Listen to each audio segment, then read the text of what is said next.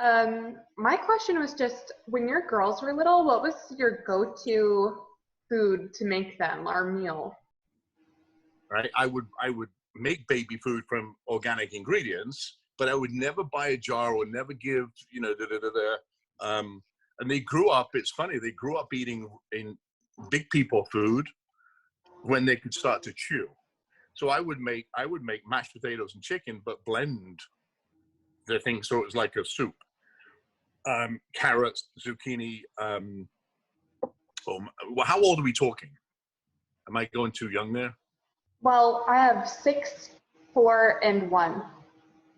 Okay, well, not the 1-year-old, but the 6 and 4. And it's a little bit strange to do now, but you can reverse it. I would take my girls to a supermarket, let them pick out 5 vegetables, and you've got to do it in your house because obviously we're under quarantine right now, kind of thing. Pick out the vegetables that they want to eat and let them cook with you. It's really interesting because when I started that with my girls, they would never go to chicken nuggets unless we made them or any fast food. Even to this day, they don't eat junk.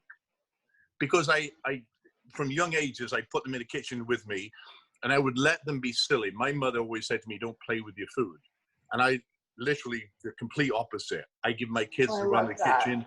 I let them use knives. When my daughter was 2 years old, in front of 2,000 people, I give her the sharpest knife in the country and let her cut tomatoes with it. And the crowd went nuts. They went nuts. Like, oh, you stupid.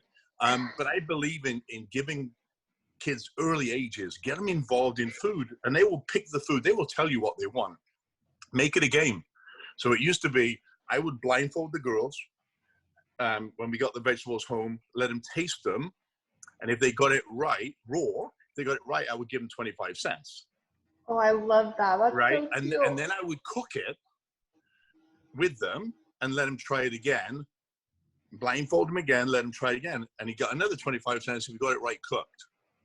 And the game of food and making them a mess in the kitchen. Don't, how do I say this? Make a mess. Let the kids have fun in the kitchen. Because the minute you do, they'll want to go back in the kitchen all the time. I'm not saying don't let them clean it up. Because if they make a mess, you got to clean it up. But how do I get my husband to clean it up? What does he do for a living? He's a software engineer. Yeah, he's too smart for that. He's not too smart for you to tell him that, but he is smart. It's funny. You've got to make the food. You've got to make the foods. If they're picking the food from the freezer or refrigerator, they're going to eat it more because they picked it. And if they're playing with the food while you cook it, they're going to try different things. If you just put something in front of them, they're going to go, I don't like that. I don't like that. Because their taste buds are 3 times less than yours. Remember, they don't like anything when they're young. That's not their fault. It's just the taste buds. As they got older, up to 40 years old, and then they start going the other way. So if you like olives in your 20s, by the time you're 40, you probably hate them.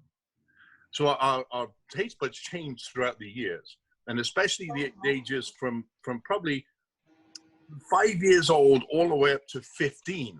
There's a huge disparity of taste bud changes.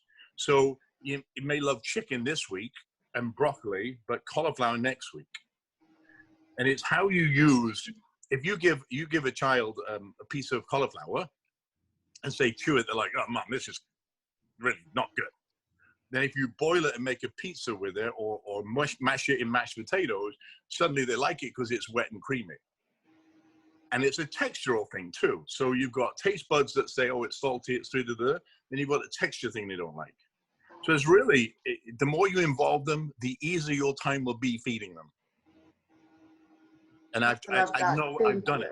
I do it. So I do, the reason I ask about tigers, years ago, every year I do a kids cooking camp in Miami for about 10,000. Over the weekend, it's about 10,000 kids come through this zoo. It's called Jungle Island. And we use animals to educate the kids on what the animals eat to take care of their skin or their fur, their teeth, their health.